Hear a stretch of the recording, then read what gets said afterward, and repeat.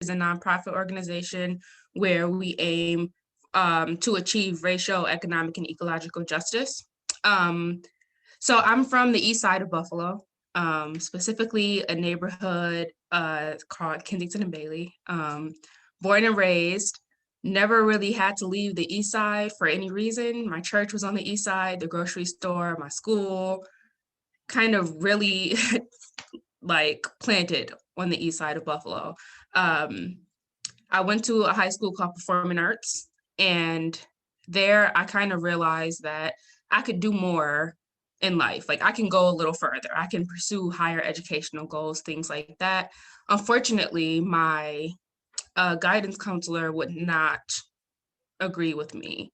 She had her sights set pretty low for me and was like, anything beyond this, I can't really help you out with. So I got some help from a couple mentors and guidance counselors in other schools, and I got into Fredonia, where I studied criminal justice and law, focusing on restorative justice and civil rights and liberties. After college, I became a social worker. So my background is in counseling and advocacy. I worked for a organization called Haven House. It's the only domestic violence shelter in Erie County. And through them, I was an advocate in the court system and in the Department of Social Services to make sure that survivors of interpersonal violence were getting the proper services. Left that position and started doing policy for the Department of Justice. So I was stationed in a college in Buffalo called Trocaire, and it was my job to make sure that all of their policies and procedures that in any way affected people from interpersonal violence, relationships, survivors of interpersonal violence were in alignment with federal and state requirements. So that job was boring. And I was like, I gotta do more. I need to do more. Luckily, I had always been involved with Open Buffalo. I got involved in 2017 through the Emerging Leaders Program, and I just literally could not leave this organization alone. Like every time they needed a volunteer, I was showing up. I became close to the people who worked here. So last summer, after the death of George Floyd, a lot of people in the community started pulling on me as a poet. They wanted me to come to a lot of the demonstrations and meetings and kind of represent my community, but from an artistic perspective. And I got to the point where I was taking off work for like weeks at a time in order to dedicate my time to my community. And I was like, it's not working for me. At the same time, Open Buffalo had a position open, and that's how I got here. So now I'm able to make this what I do every single day when I wake up, and I love that. I became the Poet Laureate in March. The first one, after years of trying to just get the city to establish the role. I didn't want it, so let me just say that. I wanted the role to exist. I did not want to hold the position. I didn't want the attention. After getting all the resolutions passed and creating all the job descriptions and everything like that, the council member who was backing me was like, do you realize that this is what you literally already do? Like, it has to be you. So as the Poet Laureate, I pretty much represent the voice of the residents of Buffalo through poetry. So whatever the people in the community are demanding, whether it's safety, whether it's police accountability, whether it's housing justice, that's what I write about and perform. Every Poet Laureate can decide what they want to focus on. Everyone doesn't have to focus on social justice, but my brain only lets me focus on social justice. So that is what I choose to center my work around in every way. So yeah, I'll be in this role for 2 years, and then I'll look for the next Poet Laureate, and hopefully we can sustain this position forever, and see the benefit in using art and artists as leaders in the city. So that's me. Awesome. Thank you, Jillian. And just to note, I think we had shared, we had spoken 2 weeks ago on arts and social change. And so a lot of the things that you had mentioned really drove home some of the points that were talked about that day too. You know, we have these themes for the day, but obviously there's all of this intersectionality that happens. And so you talked about like making a voice for art in Buffalo. Why is that important? Not just this sort of add-on thing, but how do we really center it? How do we make space for it? How do we make roles for it? So I love that you mentioned that. And then the other thing too is sort of what is your spark? So a lot of these fellows are trying to think of where is my niche? What like drives me? What am I passionate about? So I appreciate you sharing. Like that just didn't get me going like every morning. So I love that. Thank you. So Tommy, thank you for joining us today. I feel like we always get a chance to see each other in person, but this year we've only had a chance to talk on Zoom. So we really appreciate you taking the time this morning. And I'm wondering if you could share just a little bit more about your background, your work. I know I've heard you talk about some of your work in schools, which I myself am very passionate about. So I'd love to hear what has led you to the role you currently have, and a little bit more about the day's theme about the long shadow of inequality. All right. First of all, for those of you who don't know, Jillian, she's a beast. She's a beast. So don't let her act like she's not a beast. She's out there and she's killing it. One of the questions you asked is I was looking, so who are you? And I had to flip that question. And first of all, I'm old, but I'm still dope. All right. So I still got all that going on at the same time. All right. And I am a father and I have all these pieces, but I like the one thing that Christian talked about is finding your niche, where you fit in, finding your purpose. And that's the question I always ask our young men, and I'll get a little bit more of who I am, but I always ask the question, first thing, what is that thing that you get out of bed in the morning and do even if nobody paid you?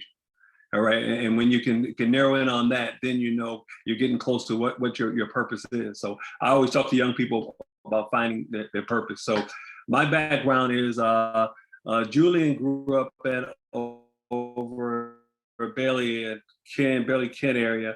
And that was when I grew up, that was the suburbs. All right. I grew up in the Jefferson Ferry side of Buffalo, which is a poor underserviced area, and area that really hasn't changed much over the years. And so that is for me, but everything I did was in that area. We shopped in that area, just as Julian, just as you did. We shopped in there, we played in that area, everything took place in that area.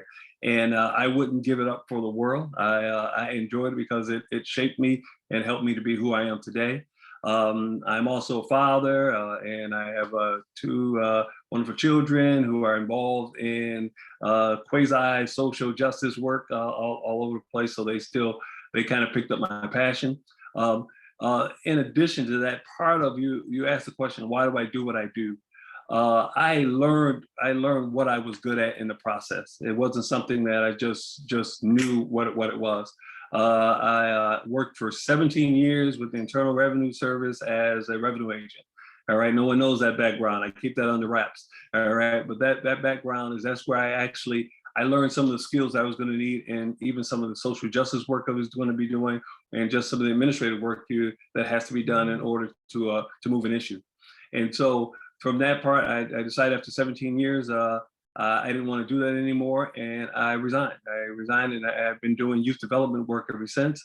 My background is I'm also a youth pastor by trade. All right, so I do that, but I worked 7 years, about 7 years with Youth Build USA, and they work with young people who have kind of fell through the cracks a second time. And so we would see an average of anywhere from 12 to 14,000 young people every 9 months. And that just tells you the number of young people who have dropped out of school across this country who basically have nowhere to go. So that, as we talk a little bit about systemic racism, that kind of plays into what we're talking about. And then from there, after that, I actually came back, and Franchell, at that time was Franchell Hart, who is now Franchell Parker. She actually I came in, worked with Eugene and the crew with Open Buffalo, and I was deputy director of Open Buffalo for about 4 years. And then after 4 years, decided at that point it was up and running. And I understand that part of my gifting is I can build a car and get it running, but I'm not necessarily always going to be the driver. All right. So understanding that about yourself, understanding what you do well is very important. And so after building that, because I have a passion in social justice and seeing, and really, I don't, sometimes I don't like to say it's just social justice. My passion is to make sure that every individual actually receives what they need to be successful. All right. And so that means, but when we start dealing with social justice work, we see the inequities. And so we have to go after the inequities in the battle.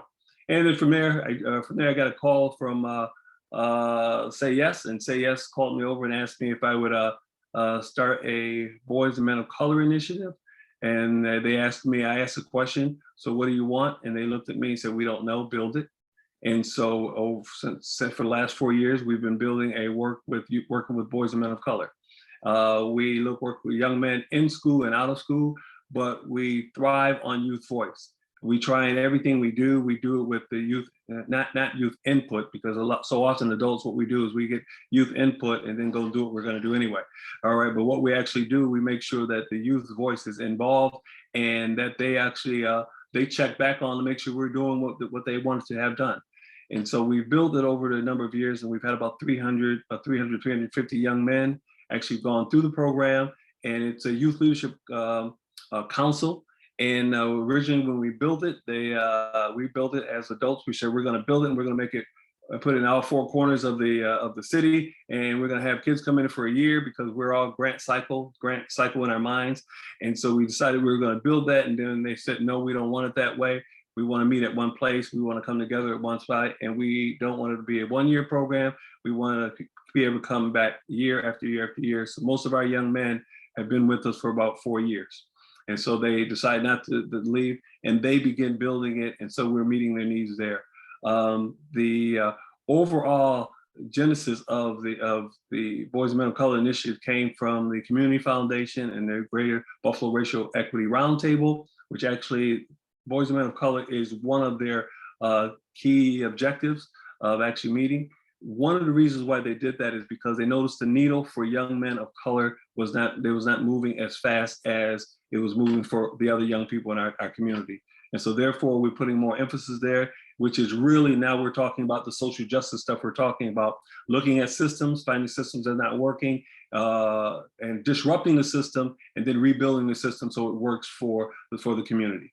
All right, and so that in a nutshell, I could go on forever, but I think that's enough for telling you who I am. Awesome. Thank you so much, Tommy. And I just wanted to lift a couple of the things.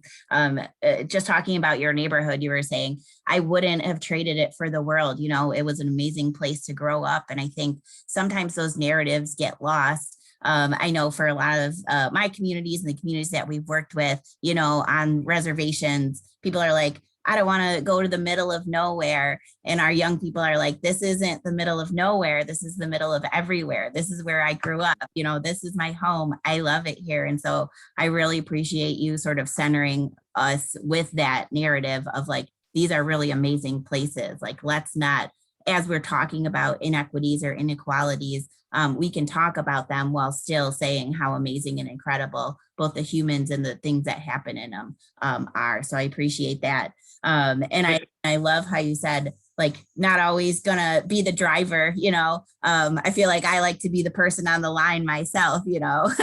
So I love that you gave us that visual too. And I was hoping you could share a little bit more about what the Boys and Young Men of Color initiative is. I know I've spoken with Orlando. They're going to hear from Orlando next week about race and capitalism. But if you could share some of the content, some of the conversations that you all have as a cohort, as a group, how are we combating today's systemic racism by supporting these next generation of leaders? Yeah. Well, part of what the young men do, when they come together, we have a curriculum. The curriculum actually It's similar to some of the curriculum for that's Open Buffalo is using also for its their emerging leaders also. And what we do actually, we take those young people, and they begin to look at the world from a different lens. All right. So often we look at a world through, through CNN or NBC or whatever, but we don't see it from ground level. And understanding that they also have the ability to make change. And so I'll tell you, we start off the year, the first thing they have to have a policy slate. They have a policy slate. The policy slate, they rolled it over from last year because of COVID, and they're looking at teacher diversity and that's because that impacts them. They notice that they've gone through some of them have gone through 12 years and never had a teacher of color in a community that is 60 to 70% of color. All right, and it really doesn't make a lot of sense.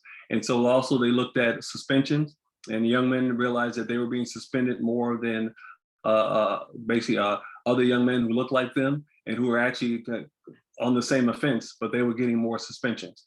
And so that's one of our areas. And then the last one is AP courses, and looking at advanced placement courses, having access to them, because they realize, and it's not just part where as we're talking about systemic racism, is that it's not just having access. They have access to it via Zoom or via whatever virtual mechanism the school system is using. So they could actually take a class with a student from our city honors or whatever. But that's because they push that policy and cause the policy to change. But the other thing is looking at the system is that when you learn about AP courses is very important. They found that most of them didn't hear about AP courses until they were in their junior year. And so if you're in a junior year in school, just hearing about AP courses, it's over. By that time, it is what it is. And so what we want to do is change the policy, where the policy is that they begin hearing about AP courses in 7th and 8th grade, and they're having that conversation so they can prepare to make sure, because AP courses, as all of you know, AP courses transfers over to college, and it transfers over to your pocket because it cuts down on your tuition. So you spend less time in college, so you can buy your car earlier, or you can buy your house earlier. So there's some systemic things there looking at why we want to change the process, because the process will actually enhance their lives down the road if we can just change the policy on the front end and then see what delivers on the back end. So we meet with those young men twice a week right now because of we meet virtually. We're just coming out. We just did our last virtual, and we're coming out. We're going to be face to face, and so we've done 396 virtual calls over the last year, and so now we're coming to a place where we're meeting one-on-one and actually getting back to a curriculum. We have a curriculum that's almost almost done with being totally designed, and that curriculum was developed by the young men over the last 4 years. And we reported into, and so we have a Dr. Fatima Morel from Buffalo Public School System who's putting it together, and it's done with the system in mind. We built that curriculum so that curriculum now could be dumped into high schools for all freshmen coming in who can take breaking barrier type courses, and so they can get an understanding of who they are in the system. So we're looking to actually disrupt the system, put something new in it, so those young men coming into the system will get a good start as they move through the Buffalo Public School System. And so then we have a big graduation. Our big graduation is annual graduation. The graduation, they graduate, but they don't go anywhere. And so but they have to stay, and they have to find another young person who needs what they just received, bring that young person in, and then be a peer mentor with that young person for a year. And so we've seen we're on the point where we have some young men who are like they call themselves grand mentors, because their mentor has now brought in a mentee, so they consider themselves grand mentors now. And so that's the system. The ultimate goal is to build up leaders and insert them into the systems within this community so they're making more just decisions. All right, Krishna. Awesome. Thank you so much, Tommy. And there's so much even to unpack there. And I know a lot of these fellows, we have them reflect regularly with their journals, and a lot of them talk about, education systems, a lot of the inequities that exist in there. You touched on teacher diversity. It isn't just something that has existed in a vacuum, but what are the things and what have led to some of these disparities? Is it biases? Is it background? Why aren't our teacher working forces more diverse? And those are really important questions. And young people see it. You think it's just this research question that's really academic, but every day our young people see it. And you talk about AP courses. I feel like a lot of our students here have taken AP courses. I heard of AP courses. And then you mentioned like this generational idea. Why is it important to be a mentor? So we have some of our High Road alumni, coming back and talking about their experience within this program. What have they done since this, And so why is it important to sort of reach back? There's been those stories with Simone Biles and all of these other folks who have said, like, let's lift others as we have these other opportunities for ourselves while we recreate the system. So thanks for sharing all of that. I know it's not a really easy question to answer, talking about systemic racism. And Jillian, so I know Tommy had mentioned the Emerging Leaders Program, and I was wondering if you could talk a little bit more about that. Why was it started? What were some of the goals? Who are you looking for to be part of this? What have some of those folks done both in Buffalo and elsewhere? Yeah, so believe it or not, Tommy described why Emerging Leaders was started when he said that it's about building up leaders and then letting them, placing them in their own areas, because we know that a lot of these issues of justice are intersectional, right? So like somebody who works for the housing authority, right? They might be helping people combat a different type of racism, a different type of oppression than somebody who works in farming, but there are intersections. If you can't have food justice without housing justice, you can't have racial justice without economic justice. They all work together. We understand that. So we know that no matter what you do in the city, whether you are the mayor of the city all the way to somebody like me who works in a nonprofit organization, there is power there, right? And we recognize that. So we want to get all these people in a room, teach them their power, right? Teach them the skills of organizing. What is organizing? How do you get people in the community to rally behind one issue? How do you identify issues? We want to help them build a network of like-minded people who are, it's easier to do a job when you're aligning yourselves with people who are also willing to do the job, to do the work. So we want the people who are willing to do the work.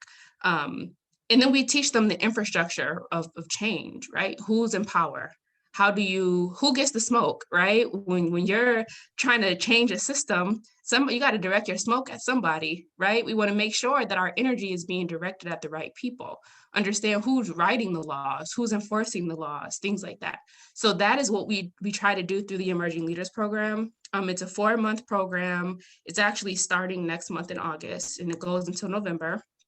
And our ideal candidates for this program is anybody who wants to develop as a leader, but who also wants to find some skills that they can then apply in their own, in an area of their own lives to help people change systems. And we want sustainable changes. We don't just want service projects. If there are communities that are hungry, we don't want to just go there and hand out free lunches, right? We want to actually address the root of these issues. So that is what we try to teach through the Emerging Leaders Program. How can we sustain the changes that we need in our communities? I forgot the other part of the question. Hey, yeah. If you wanted to tell, I'm very passionate about this program. I love it. I was wondering if you wanted to talk about like some of the people that you've been able to work with. And I feel like every time I go somewhere, people are like, oh, I was part of the Emerging Leaders Program, finding common language and sort of building that network. How has change been made in Buffalo? Yeah, so number one, there are so many emerging leaders that are now in Buffalo doing amazing things, from running their own nonprofit organizations to help parents go through the foster process to become foster parents or adopt children, to running for office. We have emerging leaders that are currently running for public office in Buffalo. Um, we kind of all in every aspect. There are leaders in the mental health field who have helped make their programs through like child and family services become more equitable for Black and Brown families. So it really is the kind of program where there are all of these like pockets of change. And it kind of reminds me of bubbles, right? When a bunch of bubbles touch, they form one big bubble. So with emerging leaders, we're creating all these little bubbles. And if we, as long as we keep creating them, eventually these bubbles will connect and we will create this one change, system of change, bubble of change around the city. So there are a lot of leaders that are doing amazing things. I am now, this is my second cohort that is beginning that I've facilitated the program. Our last cohort was virtual. So they went through a very special program because it was our first time trying to adjust it to make it a virtual program. And now we're going to be back for the first time with a smaller cohort than normal. We typically accept 25 people into the program, and this time we accepted 15, just, you know, getting our feet wet before we fully get back into the program. But we have everyone from college students in the program to people with PhDs. And it really is, we are all meeting each other on one common level, all with the understanding of, regardless of your educational background, your accolades, what kind of certificates and letters you have behind your name, we are all here because we understand that there's power in this room and that we can use that power to make Buffalo the place that we imagine when we think of a city that can work for us. So ideally, we want anybody in this program, anybody who wants to figure out how they can make change, whether they feel like it's a big change or a small change. Everybody is welcome. For those who don't feel like they're ready for the Emerging Leaders program, we have Youth Action, which is for 16-year-olds all the way to 24-year-olds. And with Youth Action, they identify their own issues that they feel like youth in Buffalo are dealing with, and they come up with campaigns and ways to address those issues, to bring attention and to organize to change those as well. So that's also a leadership development program, but it is targeting a younger audience. But Emerging Leaders, we don't have like an age range. So if you're interested, I'll put my email in the chat and I would love to talk to you more about the program. Awesome, Jillian. And I think you and both you and Tommy touched on a couple of things which are really important to think about. And number one is leader. Like oftentimes people think of the term leader as a very specific thing, or you talked about different levels of education, you know, who are the experts? How do you acknowledge expertise? How do you lift up that power? So it's so interesting to hear both of you say like, no, our youth are the leaders in these groups that we convene. No, it's anyone who's coming into this room and knowing that they want to do something more for their community. That's who an actual leader is. And then figuring out where on the trajectory students or young people or others are in doing that type of reflection. You know, I feel like sometimes a lot of people, it's once they have the opportunity maybe to go to college and they have the time and space to reflect on their identities and who they are, you know, usually that's the time and space where it happens. And so how do you help them do it even earlier? So I just wanted to lift up a couple of those things that you both mentioned. So I just want to pause here. We do have a few more questions for Jillian and Tommy, but I know that they've said such rich things. So we want to give you all the chance to ask them some questions before we do what we have done in the past, which is to run out of time. So we want to open it up for fellows to see what questions you have for Jillian, for Tommy.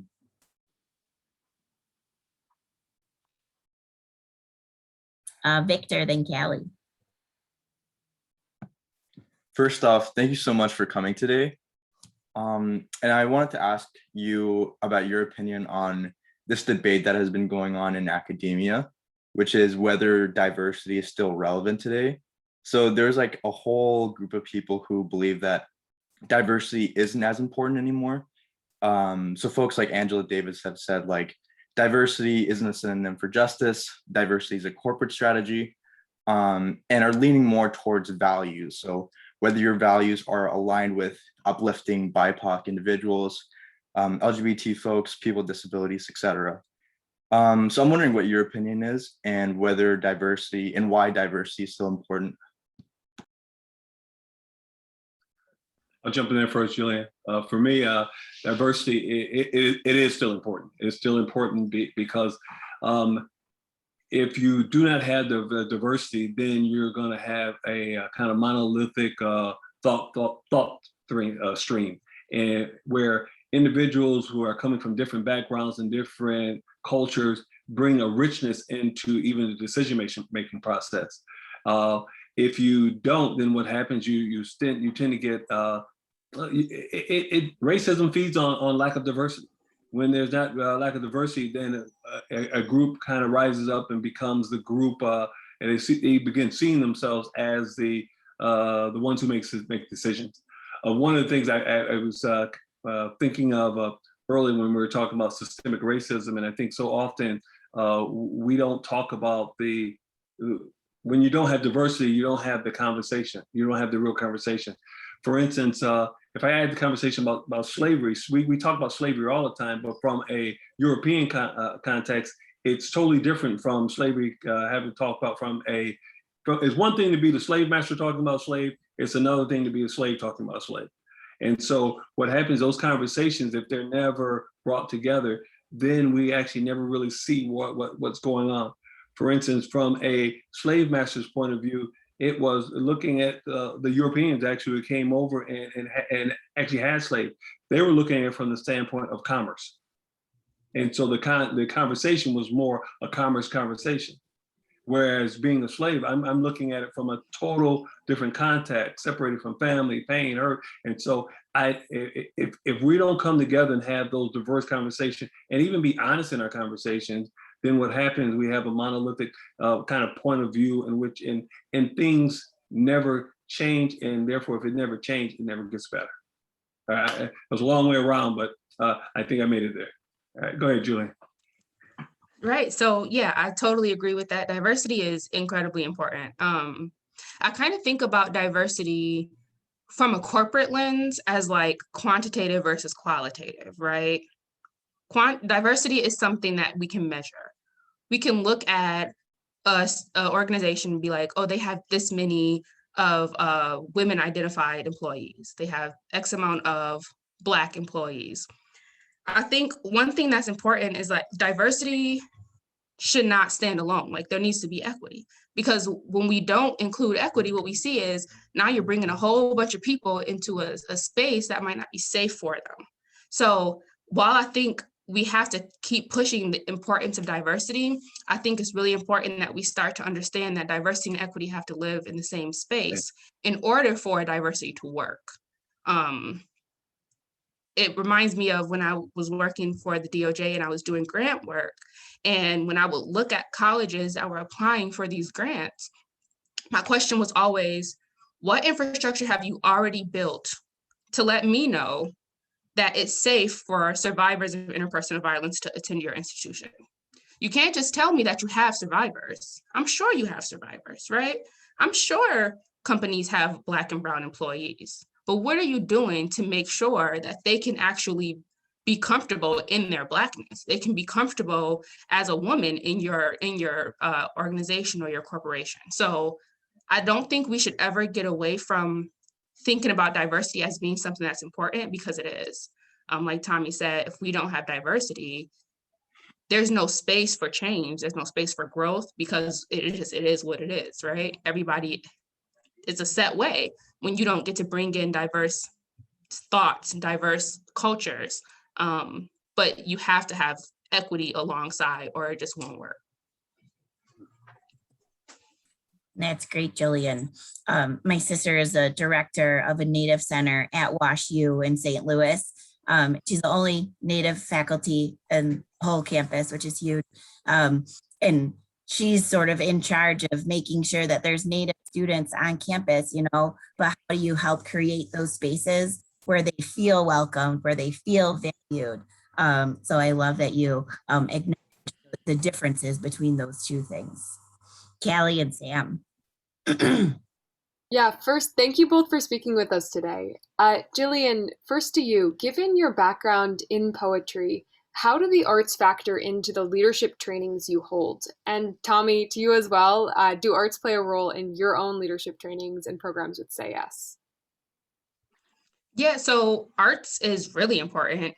I think when it comes to leadership, when it comes to understanding anything, I feel like art helps people take their guard down.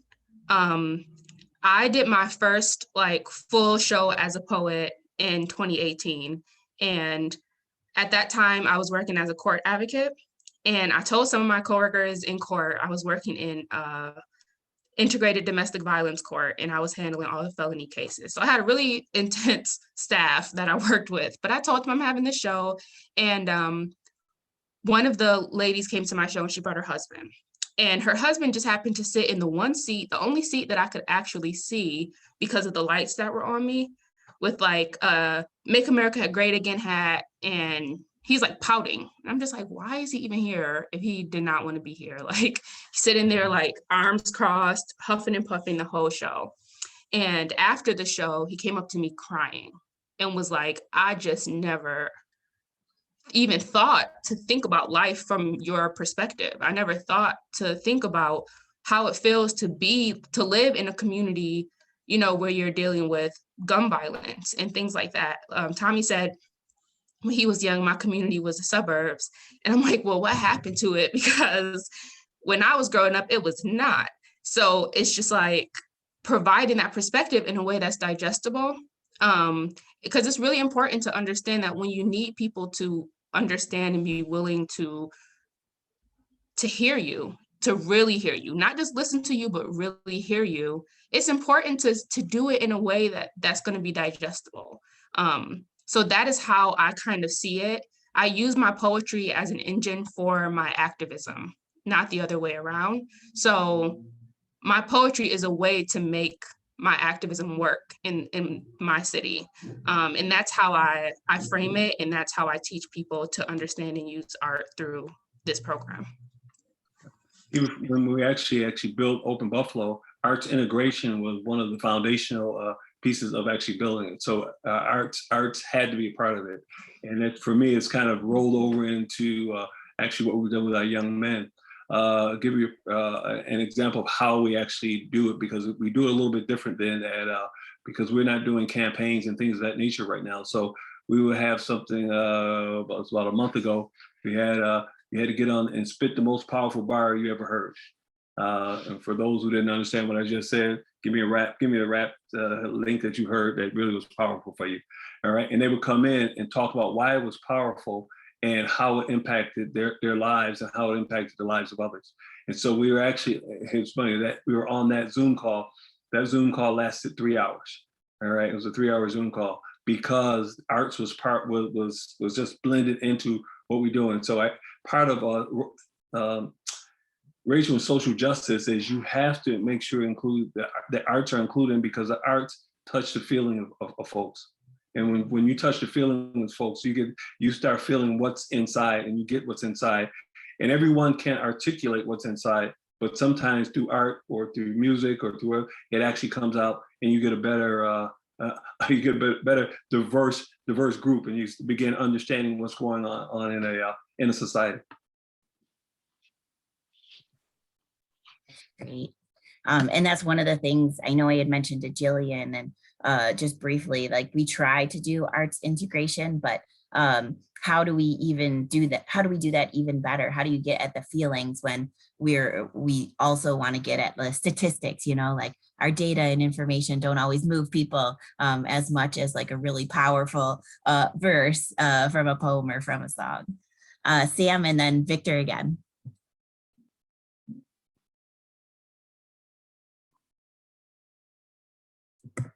We can't hear you again this time. You can type it in the chat and then we can voice it over if you want, Sam. Okay, can you hear me now? Yes. Okay, sorry about that. First of all, I want to say thank you so much for speaking with us. I know so many people could use your programs, and I want to thank you for the work you're doing. My question is just about your programming and how you think it's changed over the years. I know Jillian talked about her own change last summer during the murder of George Floyd. Just wondering how your programming has changed to address those issues, and do you see it changing in the future with the election of India Walton as mayor?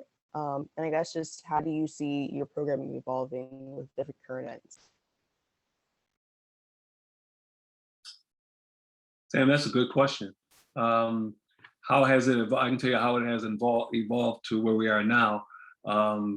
Just for the youth, we've emphasized youth voice, and the youth voice has caused us to tweak. So one of the things we do is every year we tweak the program based on what we're hearing from our young people.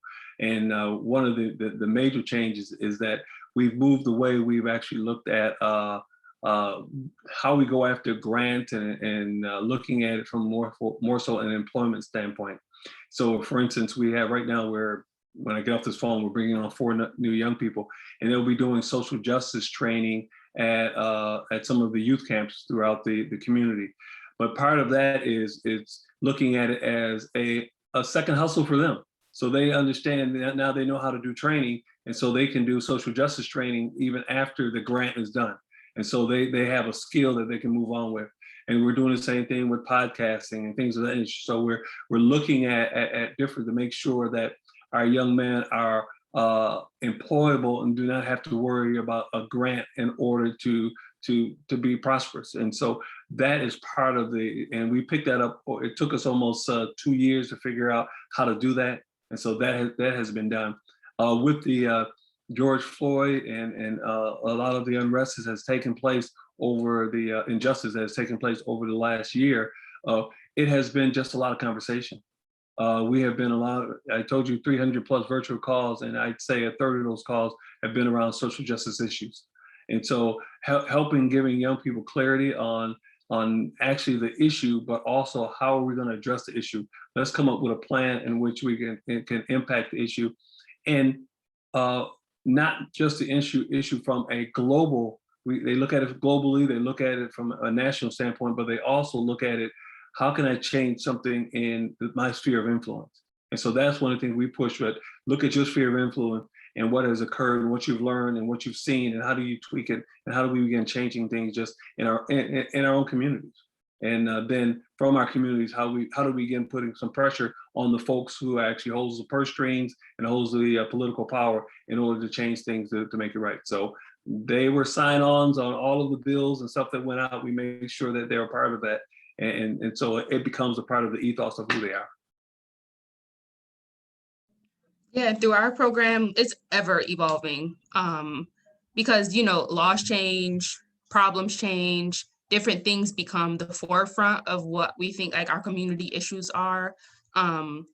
So we have to constantly pivot. And I think that's one thing that coming into this work, I was already comfortable with, because as a social worker, you can walk into work one day thinking your day is going to look one way and then leave like, what in the world just happened?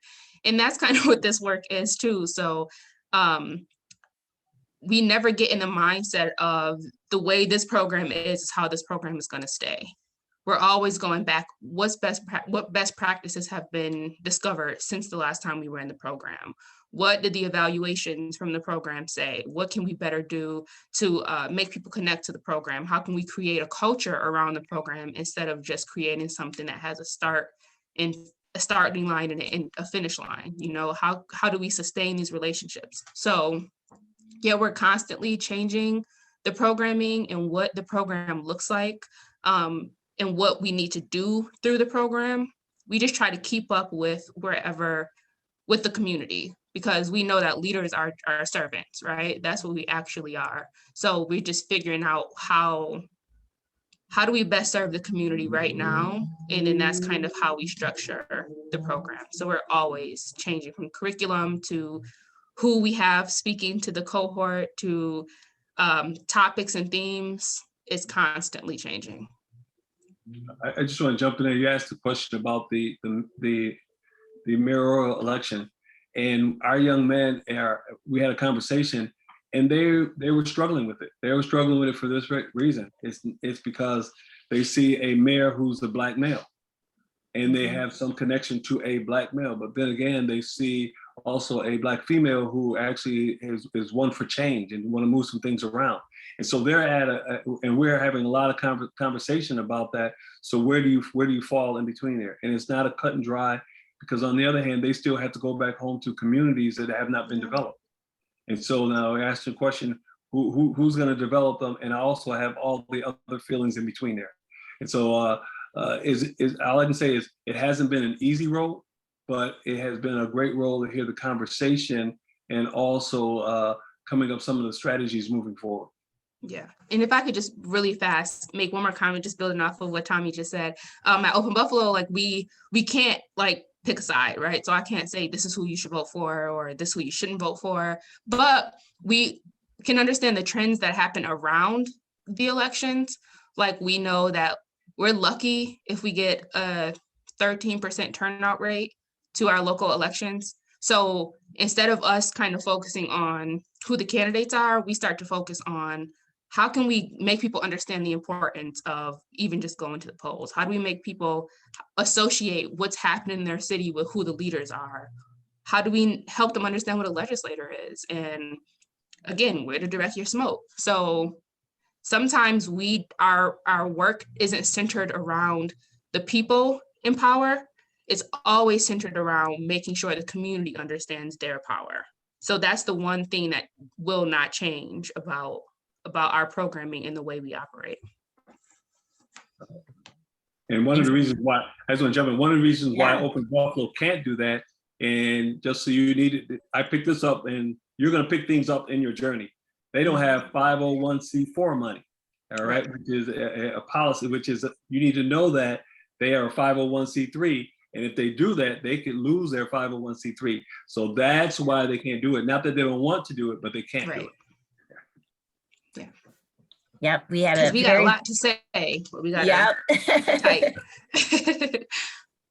We did like a very quick 501c3, what can and can't they do a couple weeks ago based on that conversation. A lot of the organizations that the fellows are working with are 501c3s, and their supervisors have a lot of thoughts and opinions, as human beings, but then also thoughts and opinions about how it impacts the organizations and what they can and can't do moving forward. So appreciate that. And just a note, Jillian, our students, they do a lot of their journal reflection, and you cited just like participation and voting. They I think several of them acknowledge just like the terrible voter turnout rates. Why don't people participate in democracy? And that's hopefully another conversation that we'll have even more robustly or in depth a little bit later too. But Victor, go ahead.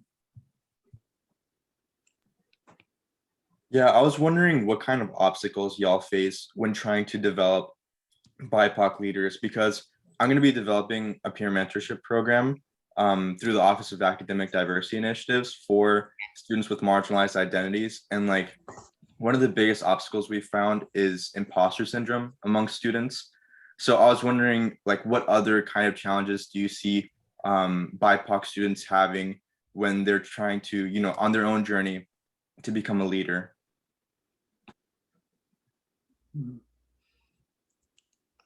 I think there are a lot, that's like a really nuanced question, right? I think there are a lot of different hurdles and barriers that people face when they're trying to begin like a leadership journey, especially to get into this kind of work. The first thing that pops into mind is just like community trauma.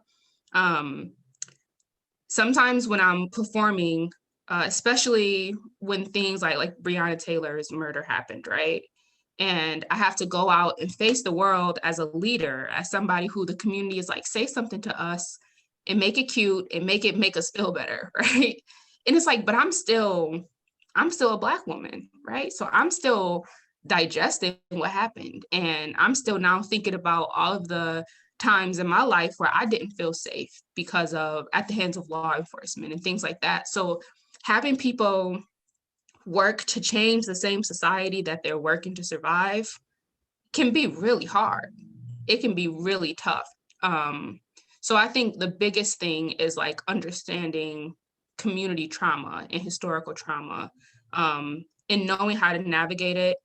I think that's really important. And then I also think another barrier that people face is a lot of people, especially Black and brown people like me, like I told you, my guidance counselor wouldn't even help me get into college, right? People didn't speak leadership into me. So when people did start seeing a leader in me, I wasn't able to see that in myself because nobody ever told me that I could see that in myself or that I was that. And that's why programs like Tommy's program is so important, because he's instilling these values into these young boys so that they don't have to wait until they're 21, 22 to be like, maybe I am a leader, you know? So I think that's just another barrier that like I personally faced. Victor, for me, it's going to be a real simple answer. I would say, first of all, you start with diversity of leadership. That the leadership that you surround yourself with is a diverse leadership, as we were talking about earlier.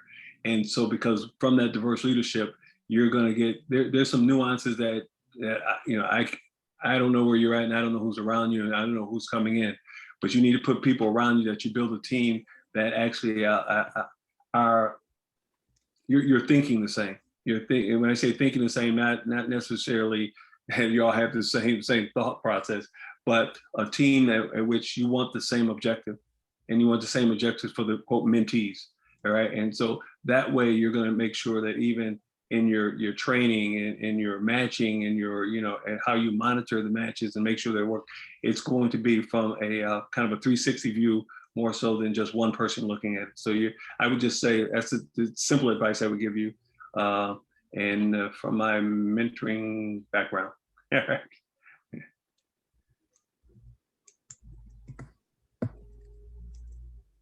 Awesome. And I didn't know that, Victor, so I am excited to see what moves forward with that. We have time for another couple of questions. I have something where I always, whenever I get a chance with, is that in the organizing community, one of the things that I found that through my years in organizing community is that we always talk about grassroots leaders, or we're talking about grass top leaders.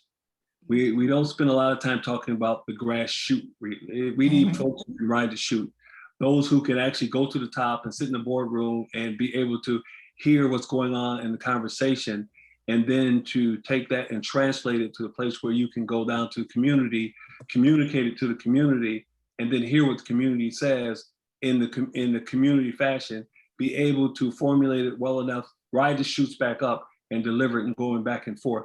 Because I found so often that a lot of times in organizing, we may get a win, we pass an issue, but grandma don't know how to fill out the form. So have we really done anything?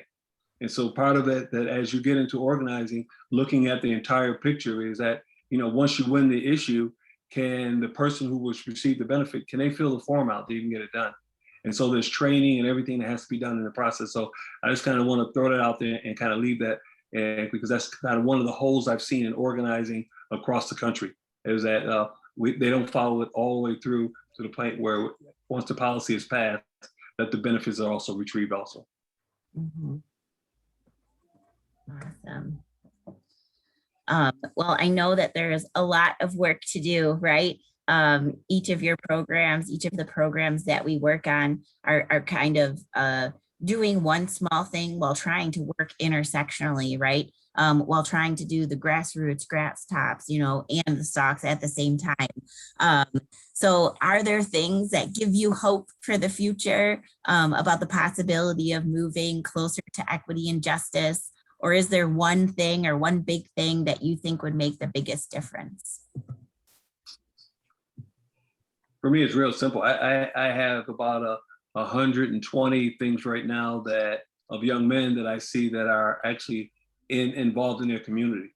And they're involved in the community not because someone's pushing them there, it's because they have a true desire to do that.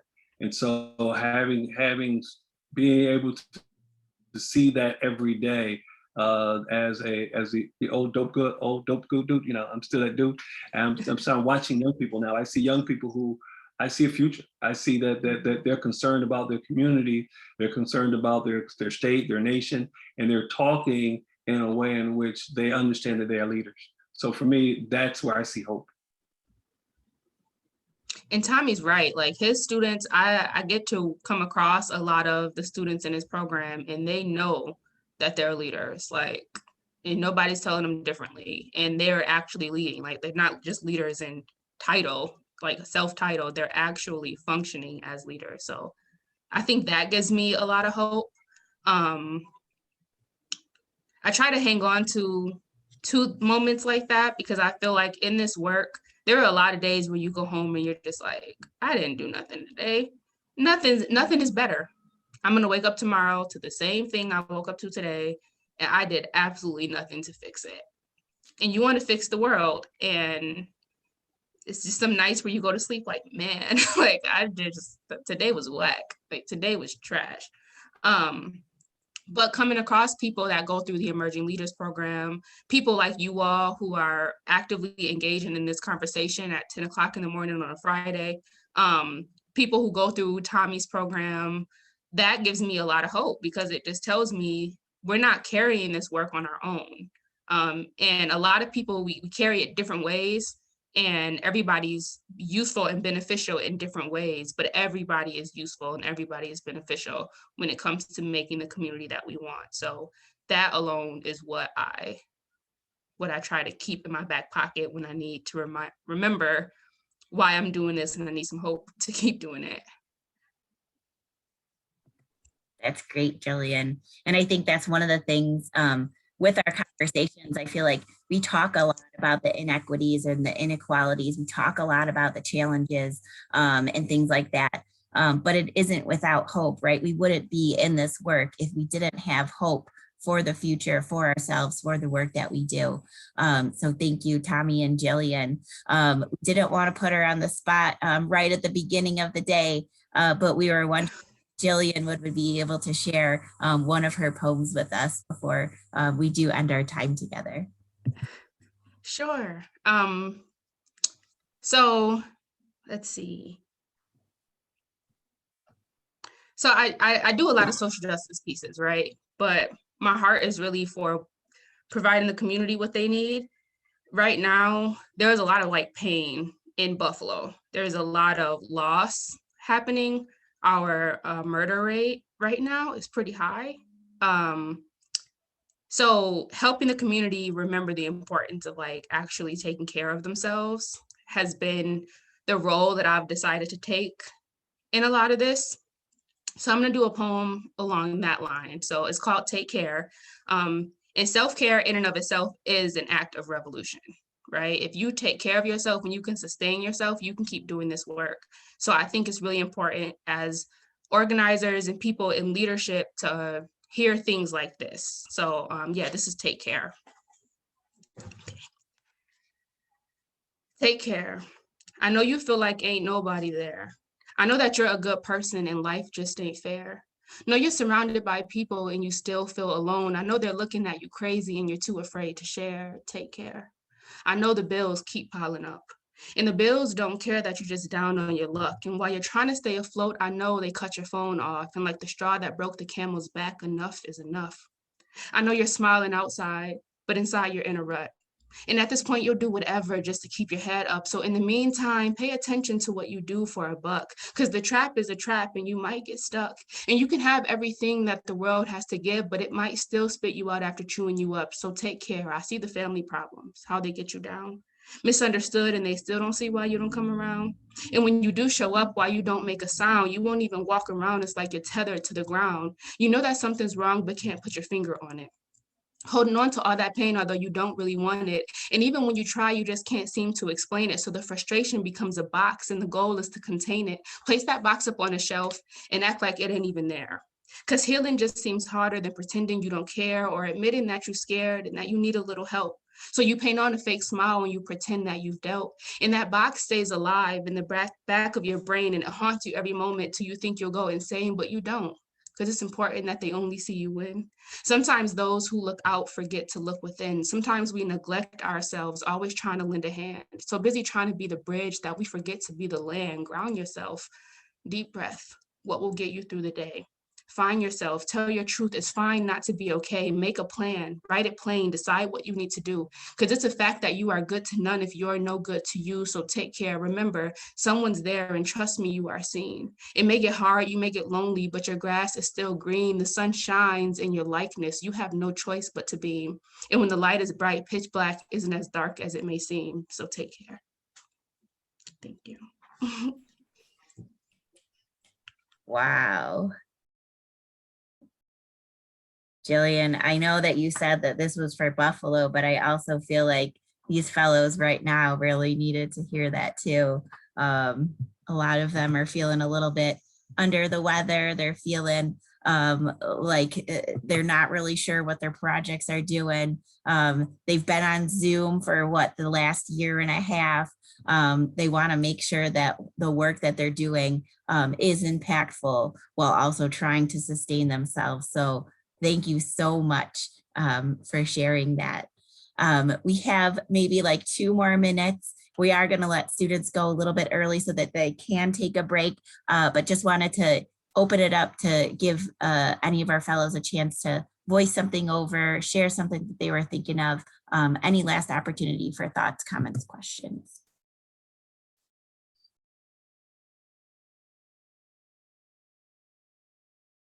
Raquel and Sam Ivy.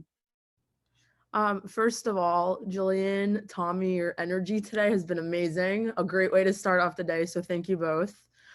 Secondly, for Jillian, I was just curious to kind of get a sense for what your creative process is approaching different issues, because, you know, so many different social justice issues can be approached in so many different ways. So I was kind of just hoping we could get a little insight into how you put together such beautiful, beautiful pieces of poetry. Yeah, honestly, most of the time I just write what I would need to hear. Kind of going back to the point of like, I'm navigating the same world I'm trying to change, right? So I need to hear some of these words too. And when it comes to like, what do I write about? A lot of times people will just walk up to me and be like, Jill, you should write something on gentrification because, and they'll kind of like tell me a story and tell me why they connect to it. So I keep a list of just all these issues that people in the community walk up to me and say, can you write about this? And I kind of just sit with that. Most of the words come to me, believe it or not, it's gonna sound so corny, but like in the middle of the night, like I keep a notebook next to my bed and I'll literally will like wake up and write, and I'll wake up the next morning like, what in the world was I trying to say? Like, because it was dark and I was scribbling. But I really do believe that if something is your purpose, it keeps you up at night. Like if you don't do it, you can't sleep. So when I know that I need to get something out, I can't sleep until I do. So sometimes my process is just my brain bullying me into doing it. But most of the time it's just really me writing words that I need to hear or writing exactly what someone in the community asked me to write. Thank you. And Sam Ivy, go ahead. Yeah, I just want to say thank you again so much for both of you and being here and speaking with us. I come from a background where like I also wasn't told I can go to Cornell, and like here I am. So I just want to say thank you for all the work you're doing. And also just wondering like, what do you think that we can all do as current college students to help like, I guess, reach back and bring people back up in our own communities and say that, yeah, like you can go to any institution you want to, no matter what you look like or no matter where you come from. So I guess just any advice for us as like change makers in our own communities about how to create further change. I like to make it easy. Go back and grab a 7th grader and begin mentoring them.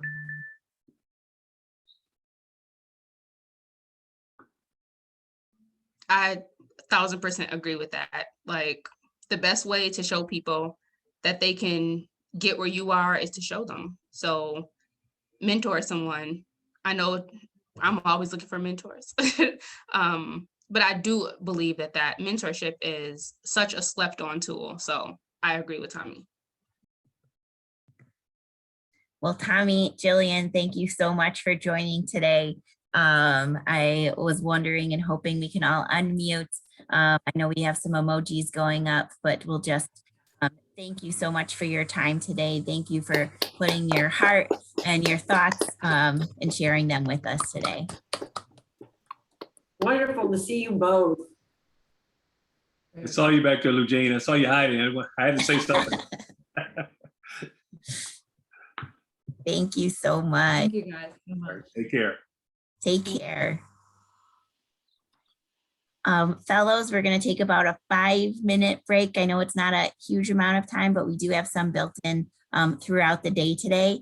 So we'll come back at 11:21 when our next guests will join us.